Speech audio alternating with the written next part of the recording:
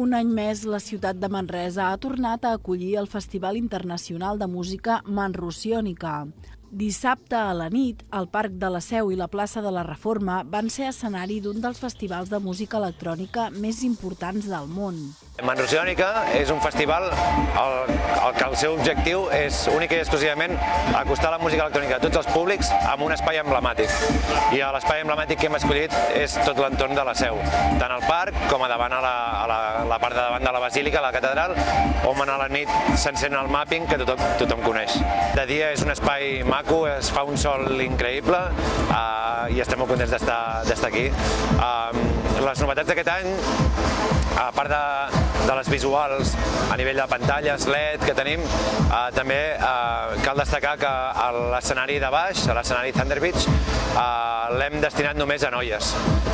És com una espècie de mini reivindicació a nivell feminista, ja que sí que és veritat que és molt difícil que hi hagi una paritat a nivell homes i dones a l'electrònica perquè hi ha més DJs homes que DJs dones, però hem intentat almenys fer un escenari per reivindicar això.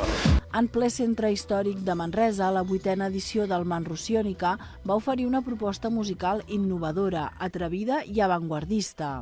Cora Novoa, Umwelt, Akan, Fernando La Greca o Nightwave són alguns dels molts artistes que van conformar la programació musical de la festa i que van fer ballar durant 19 hores a un públic conformat per edats molt diverses. Hem vingut aquí al Festival Manrosiònica, és la meva segona vegada, i la veritat és que estic molt content de venir aquí, a Manresa, perquè el lloc és espectacular, això per començar, i el segon és estic molt content com l'Ajuntament de Manresa i els promotors del festival aposten realment per propostes musicals punt més arriscades i realment no només nosaltres, sinó tota la programació que hi ha a aquest festival trobo que està molt ben trobada, gratis per la gent de Manresa, en un lloc espectacular, és un plan de dissabte i jo penso que immillorable, sincerament. I avui ens ho hem passat superbé aquí.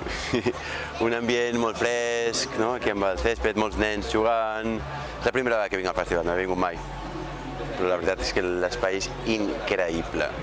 No sé, m'agradaria quedar-me a la nit però no puc, però que a mi em pinta unes jornades molt divertides. No sé, és el que em sembla, amb el poc coneixement que tinc, però em sembla una molt bona proposta. Entre les novetats d'enguany van destacar la incorporació d'un escenari només per artistes dones, així com l'estrena d'un nou videomapping a la Basílica de la Seu, un espectacle audiovisual que va captivar l'atenció dels espectadors.